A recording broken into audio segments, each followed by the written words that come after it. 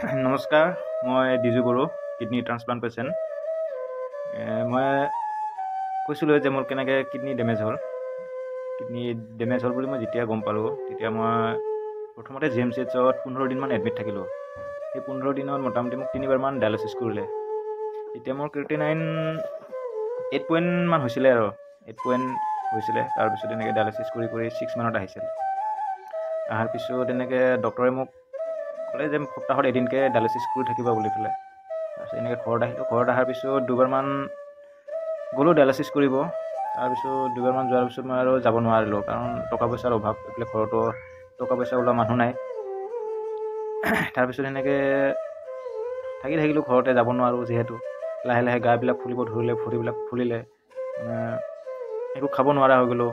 কিবা খালে বমি হয়। তাৰপিছত পায়খানা হয় মানে এনেকুৱা হয়, তাৰমানে ডিচেণ্ট্ৰি হোৱা, আমি ডিচেণ্ট্ৰি যে বুলি কওঁ, এনেকুৱা টাইপ আৰু ডায়েৰিয়া পূৰা একদম। তাৰপিছত যি খাওঁ, মানে পানী খালেও বমি হোৱা হ'ল মোৰ, এনেকুৱা অৱস্থা হৈ গ'ল। তাৰমানে পানীও খাব নোৱাৰোঁ। তাৰপিছত এনেকৈ থাকি মানুহবিলাকো চবে একদম আচৰিত হৈ গৈছে আৰু মানে ভাবিছে আৰু এই মৰিবই বুলি পেলাই। এনেকৈ গাঁৱৰ মানুহবিলাকো চবেই মানে খবৰ লৈছে, আহিছে চাব। লগ বন্ধুবিলাকো সকলোৱে, চিনাকি মানুহবিলাক আহিছে, খবৰ লৈছে। যোনে যি পাৰে দি যায়, সহায় কৰে। বিস্কুট কিবা কিবি এনেকৈ লৈ আনে। মই কেৱল নিউট্ৰিচিয়াছ বিস্কুট ভিজাই দিয়ে, পানীত ভিজাই দিয়ে, এনেকৈ খাওঁ।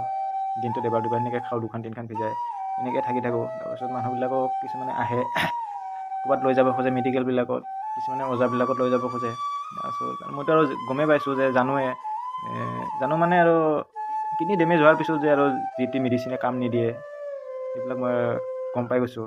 তাৰপিছত মই যাব কৰোঁ আৰু মানা কৰোঁ। তথাপিও যাওঁ, বেছি মাহটো জোৰ কৰি থাকে। কেতিয়াবা এনেকৈ যাওঁ মেডিকেলত, যায় ডক্টৰেও ঘূৰাই পঠায়, ইয়াতে কিয় নিছা, GMCত লৈ যাওঁ বুলি পেলাই। এতিয়া পইচা নাই, কেনেকৈ লৈ যাব মোক GMCত? এতিয়া মোকতো আৰু পইচা বিচাৰি দিয়া মানুহো নাই। মই যিমান যি পাৰোঁ সেনেকৈ যোগাৰ কৰি আছোঁ, ইয়াৰ পৰা তাৰ পৰা খুজি। তাৰপিছত চাব অহা মানুহবিলাকেও দি যায় 500-1000, সেইখিনিৰে কিবা কিবি সেনেকৈ খৰচা পাতি কৰি ঔষধ চৌষধ কিছুমান খাব দি আছিলে, প্ৰেছাৰৰ, সেনেকৈ খাই আছোঁ। তাৰপিছত এনেকৈ প্ৰায় 2 মাহ গ'ল। এতিয়া অকলে থাকিব নোৱাৰোঁ। তাৰপিছত মোৰ গাৰ্লফ্ৰেণ্ডজনী, তাইক মাতি পঠাওঁ, তাই আহে, তাই থাকে মোৰ লগত, তাই অলপ চোৱা চিতা কৰি থাকে সকলোখিনি। তাৰপিছত তাই অকলে থাকিলে বেছি মানে মন চন বেয়া হৈ যায়। মৰিমে নেকি, ছুইচাইডে কৰি দিওঁ নেকি, এনেকুৱা এটা মানে হেৰি লাগি যায়। মন চন ব্ৰেইনে কাম নিদিয়া হৈ গৈছিলে, এনেকুৱা একদম কি কৰিম মই। তাৰপিছত মাটি আছিলে, খেতি পথাৰ আছিলে 1 বিঘামান। তাৰপিছত এনেকৈ কাষ্টমাৰ বিচাৰিছোঁ, তাকো কাষ্টমাৰ নাপাওঁ, দাম নিদিয়ে। তাৰপিছত এনেকুৱা মোটামুটি 2 মাহমান হ'ল। হিমোগ্ল'বিন মোৰ বহুত কমি গ'ল, 5-6 এনেকৈ আহি গ'ল। তাৰপিছত কি হ'ল, লাষ্ট মুহূৰ্তত এনেকুৱা হৈ গ'ল, তাৰমানে বহাৰ পৰাও উঠিব নোৱাৰোঁ, শুলে আৰু উঠিব নোৱাৰোঁ, এনেকুৱা হৈ গ'ল, খোজ কাঢ়িব নোৱাৰা হৈ গ'লোঁ। তাৰপিছত এজন মানুহ আহিলে মাটিখিনি চাবৰ কাৰণে। তাৰপিছত 4 লাখ টকাতে বিক্ৰী কৰি দিলোঁ মাটিখিনি। তাৰপিছত 4 লাখ টকা লৈ লগালগ মই, আমাৰ কাকা আছে, খুৰা ল'ৰা, তাৰপিছত আৰু গাঁৱৰে আমাৰ কাকাই হয়, সেনেকৈ মই ক'লোঁ ব'ল GNRC যাওঁ। আৰু বেলেগততো য'তে ত'তেতো কাম নিদিয়ে, নেফ্ৰলজি যিহেতু চবতে নাই। এতিয়া GMCত গৈ ইমানখিনি মানে চিৰিয়াছ হৈ গ'লোঁ মই, GMCত গ'লেতো মোৰ কাম নহ'ব, মানে প্ৰাইভেটত যাব লাগিব বুলি পেলাই একদম লগালগ পইচা লৈ GNRC গুচি গ'লোঁ। GNRC যোৱাৰ পিছত তাতে মোক ডাইৰেক্ট এই GMCৰ ৰিপৰ্টখিনি চাই পেলাই মোক ডাইৰেক্ট ICUত সোমাই দিলে। ICUত সোমাই দি লগালগ মানে ডায়েলিচিছ।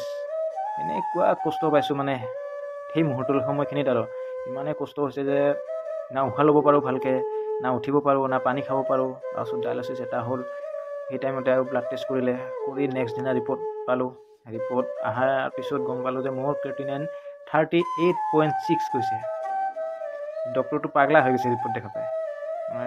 কিবা নাম আছিলে, এই বাহিৰৰ ডক্টৰ হয়, মহিলা হয় ডক্টৰজনী। তেখেতে কৈছে ये क्या हो गया तुम्हारा? ঘৰ একদম মানে ঘৰৰ মানুহবিলাকক গালি দিছে যে ঘৰৰ মানুহে একো নাজানে নেকি, কোনো নাই নেকি ঘৰত, ইমানখিনি হৈ গৈছে, আৰুতো এক ৰাতি থাকিলে তুমি হস্পিটেল আহি নাপালা হয়, মৰি গ'লা হয় বুলি। তাৰপিছত একদম হিমোগ্ল'বিন 4 নে কিবা আছিলে, মুঠতে একদম কি ক'ম আৰু।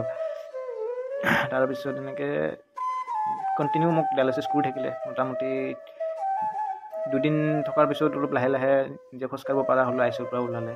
তাৰপিছত এনেকৈ ক্ৰিটিনাইন কমি গ'ল, মোটামুটি প্ৰায় কমি গ'ল বহুতখিনিয়ে। মই ৰিপৰ্টখিনি হেৰি কৰা নাই বাৰু। তাৰপিছত এনেকৈ তাতে থাকিলোঁ কেইদিনমান এডমিট। থকাৰ পিছত ডক্টৰে মোক ক'লে যে সপ্তাহত 3 বাৰ কৰি ডায়েলিচিছ কৰিব লাগিব। তাৰপিছত সেই হিচাপত মই ঘৰত আহিলোঁ। আহি সেনেকৈ কণ্টিনিউ মই সপ্তাহত 3 বাৰ কৰি ডায়েলিচিছ কৰিছোঁ। পূৰা 3 মাহমান JNRCতে কৰিলোঁ ডায়েলিচিছ। ইমানেই তাৰমানে কি ক'ম আৰু সেই সময়খিনি মানে কেনেকৈ পাৰ হৈছে মই বুজাব নোৱাৰোঁ। তাৰমানে এইফালে লগত মানুহ বুলি ক'ব গ'লে একমাত্ৰ মোৰ সেই গাৰ্লফ্ৰেণ্ডজনীয়ে, তাই অনা নিয়া গোটেই মানে হস্পিটেলত দৌৰা দৌৰি, লগত থকা, ডায়েলিচিছত যোৱা আহা, তাতে এজন মানুহটো লাগেই কণ্টিনিউ। গোটেইখিনি মানে তায়ে আৰু চব গোটেইখিনি তায়ে মানে অনা নিয়া চোৱা চিতা গোটেইখিনি আৰু এনেকৈ কৰি থাকিলোঁ। তাৰপিছত ট্ৰান্সপ্লান্টৰ কথা চিন্তা কৰিলোঁ।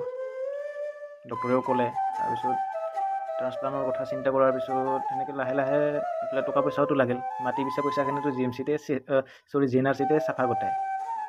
আৰু এইফালে সপ্তাহত 3 দিন কৰি ডায়েলিচিছ যাব লাগে। একদিনতে মোটামুটি প্ৰায় 8-10 হাজাৰ টকা যায়ে। আমাৰ ইয়াৰ পৰা গাড়ী ভাড়াই যায় 2500 টকা। তাৰপিছত এইফালে আৰু মেডিকেল খৰচা আছে, ডায়েলিচিছ খৰচা আছে। এনেকৈ মুঠতে কোনো এজন মানুহো বাদ যোৱা নাই মোৰ পৰা। মানে চিনাকি মানুহ চবকে পইচা খোজোঁ। ফেচবুকৰ পৰা মোক বহুতে সহায় কৰিছে, ফেচবুকৰ পৰাও। তাৰপিছত চিনাকি বন্ধু বান্ধৱী সকলোৱে, তাৰপিছত আমাৰ এইফালে লোক বন্ধুবিলাকো সকলোৱেও সহায় কৰিছে। এনেকৈ খুজি ডায়েলিচিছ কৰি থকা সেই সময়খিনি কি ক'ম আৰু মানে একদম এতিয়া মই আপোনালোকক ভাষাৰে বুজাব নোৱাৰোঁ। তাৰমানে ইফালে টকা পইচাৰ অভাৱ, তাৰপিছত ডায়েলিচিছৰ সময়ত বিষ কষ্ট কিমান যে কি মানে সহ্য কৰিব লগা হৈছে।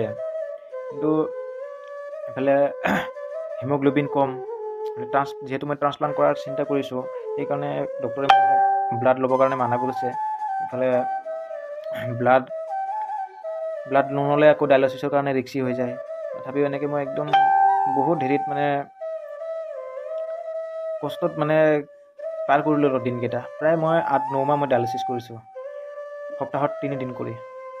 যেতিয়া মই ৰঙিয়াত ছিট পালোঁ, ৰঙিয়াত ছিট পোৱাৰ পিছত মোৰ যথেষ্টখিনি বাৰু সহায় হ'ল মোৰ, কাৰণ মোৰ খৰচা কমি গ'ল। কম টকাৰে মই অহা যোৱা কৰিব পৰা হ'লোঁ। কিন্তু ডায়েলিচিছ কৰাৰ সময়ত মোৰ কিন্তু কোনো দিনৰ তেনেকুৱা একো মই বেলেগ অসুবিধা নাপালোঁ। বহুত পেচেণ্টক দেখা পাইছোঁ মই ডায়েলিচিছ সময়ত কেতিয়াবা ডায়েলিচিছ বন্ধ কৰি দিব লগা হয়, আধা কৰিয়ে খুলি দিবলগীয়া হয়। আৰু কিছুমানে একচুৱেলি মুখখন নাবাচে। ডায়েলিচিছ কৰাৰ সময়ত বহুত কিছুমান বাচিবলগীয়া হয়, খাব নালগা বস্তুবিলাক খাই দিয়ে কিছুমান। মই কিন্তু ডক্টৰে মোক কৈছিলে, JNRCৰ ডক্টৰগৰাকীয়ে মোক কৈছিলে, যিমান পাৰা খাদ্য খাবা, ডায়েলিচিছ কৰাৰ আগত খাই ল'বা, ডায়েলিচিছ কৰি থাকোঁতেও খাবা, ডায়েলিচিছ কৰি উঠিও খাবা বুলি কয়। মই সেইকাৰণে ডায়েলিচিছ কৰাৰ আগতে মই ঠিকছে খাই লৈছিলোঁ হোটেলত যায়। মানে যিখিনি বস্তু মই খাব পাৰোঁ আৰু সেই বস্তুখিনি মই খাইছিলোঁ। তাৰপিছত খাই আকৌ ডায়েলিচিছ কৰি থকাৰ মাজতো মানে চাহ মিঠাই এনেকৈ কিবা কিবি খাইছিলোঁ। ডায়েলিচিছ কৰি উঠি আকৌ ভাত খাই উঠিহে তাৰপিছতে মই ঘৰত আহোঁ। তাৰমানে সেইকাৰণে মই ইমান মানে দুৰ্বল নহ'লোঁ। দুৰ্বল হৈছোঁ যদিও মই মানে ঘূৰি ফুৰিব পৰা হৈছিলোঁ। যিমান যি গোটেই খৰচা পাতি টকা পইচা গোটেই মাথা মাৰা নিজে কৰিব। সেইকাৰণে মই সেই বস্তুখিনি বেছি মানে গুৰুত্ব দি আছিলোঁ, যে মই যদি বিচনাত পৰি যাওঁ মোক কোনে চাব, মোক কোনে মেডিকেলত লৈ যাব। এতিয়া মা আৰু গাৰ্লফ্ৰেণ্ডজনীতো টকা পইচা যোগাৰ কৰিব নোৱাৰে। গতিকে সেই বস্তুখিনি মই তাৰমানে কি কয় এইটো মানে হেৰি কৰি ৰাখিছিলোঁ আৰু ব্ৰেইনত সেই বস্তুটো পূৰা একদম মই ৰাখ কৰি ৰাখিছিলোঁ, যাতে হেৰি হৈ নাযায় আৰু পৰি নাযাওঁ। মই পৰি যাব নলগা কৰি মই পূৰা সেই বস্তুখিনি ধ্যান দি আছিলোঁ। তাৰপিছত ডায়েলিচিছ প্ৰায় মোৰ এনেকৈ 100 বাৰৰো বেছি হৈছে চাগে। এতিয়া আৰু সেইবিলাক চাব ইচ্ছা নাই আৰু ৰিপৰ্টবিলাক আছে মোৰ গোটেই এনেকুৱা। তাৰপিছতে ট্ৰান্সপ্লান্টৰ কথা, এইফালে ট্ৰান্সপ্লান্টৰ কাৰণে মই আমাৰ বিশ্বজিৎ দৈমাৰী ছাৰক লগ কৰিলোঁ। এই ক্ষেত্ৰত প্ৰতীক দা আৰু আমাৰ জোচাং ছাৰে বহুতখিনি মোক সহায় কৰিছে এই ক্ষেত্ৰত। জোচাং ছাৰটো আজিও মোক সহায় কৰি আছে। ট্ৰান্সপ্লান্টৰ কেনেকৈ কৰিলোঁ, ক'ত কৰিলোঁ, সেইখিনি বেলেগ এটা ভিডিঅ'ত মই আপোনালোকক ভালকৈ বুজাই ক'ম। আৰু তাতে বহুত ঘটনা আছে, কাহিনী আছে। মানে এতিয়া যদি মই কৈ থাকোঁ ভিডিঅ'টো বহুত দীঘল হৈ যাব। সেইকাৰণে আজিলৈ এইখিনিতে মই ভিডিঅ'টো সমাপ্ত কৰিছোঁ। তেওঁলোকে মোৰ ভিডিঅ'টো শ্বেয়াৰ কৰিব, যাতে বহুতে মোক তাৰমানে ফোন কৰে, কিছুমানে মেছেজ কৰে, ফেচবুকতো মেছেজ কৰে, কমেণ্ট কৰে, সোধে মোৰ জাৰ্ণিৰ কথাবিলাক। তাৰপিছত কিডনী কেনেকৈ বেয়া হ'ল, কেনেকৈ ট্ৰান্সপ্লান্ট কৰিলা, ক'ত কৰিলা, কোনে দিলে, এইবিলাক এতিয়া কেনেকুৱা আছা এইবিলাক। তো মই সেইকাৰণে ভাবিছোঁ যে ভিডিঅ'ৰ জৰিয়তে মই কিছুমান মনৰ হেৰিবিলাক মই আপোনালোকৰ আগত শ্বেয়াৰ কৰিম। সেইকাৰণে সকলোৱে সহায় কৰিব মোক, ভিডিঅ'বিলাক শ্বেয়াৰ কৰিব যাতে সেইসকল ব্যক্তিও পাই যায়। আৰু বহুতো আছে মোৰ নিচিনা মানে বেমাৰত ভোগা মানুহ, এনেকুৱা পৰিস্থিতিত পৰা মানুহ। সেইকাৰণে সকলোৱে ভিডিঅ'টো শ্বেয়াৰ কৰক, লাইক কৰক, আৰু কিবা সুধিব লগা থাকিলে কমেণ্ট কৰিব। মই যিখিনি মোৰ অভিজ্ঞতা হৈছে, যিখিনি মই পাৰোঁ আপোনালোকক মই ক'ব চেষ্টা কৰিম, বুজাব চেষ্টা কৰিম।